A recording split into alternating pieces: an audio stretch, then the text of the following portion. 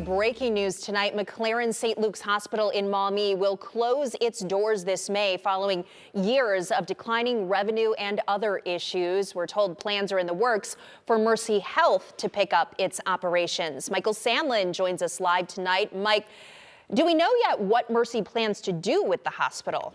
Melissa, leaders with both McLaren St. Luke's and Mercy Health were unable to clarify. So I posed a question to Maumee's Mayor Richard Carr, who tells me right now it's simply too early to tell. But a pair of press releases from the two hospitals shed more light on what we can expect in the coming days.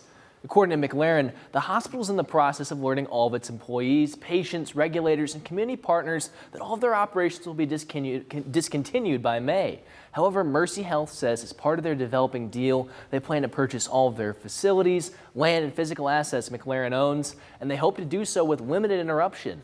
Mercy Health is working with Welfare Physicians Group to help maintain a continuity of health care through the transition and will plan to offer continuing care to St. Luke's patients and plan to extend job offers to a significant percentage of their current staff. I caught up with residents in Uptown Maumee who say the transition is the end of an era.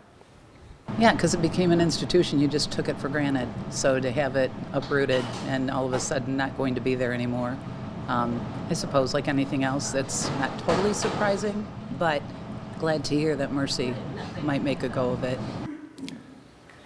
McLaren St. Luke's board chair Tim Guligowski says the matter, quote, though this is not the future any of us envisioned for McLaren St. Luke's, the reality is that times have changed. With so many hospitals in the area and more procedures being done in an outpatient setting, a facility like ours just can't compete.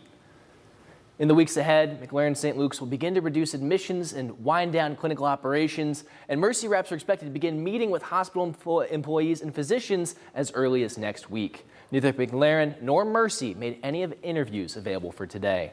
Reporting in studio, I'm Michael Sandlin, WTOL 11. And here's a look back at St. Luke's history. St. Luke's tried to merge with ProMedica in 2010. The Federal Trade Commission denied the move 1 year later, saying it would have violated laws and driven up costs. So McLaren bought the hospital in 2019, and St. Luke's became the healthcare system's first hospital outside Michigan.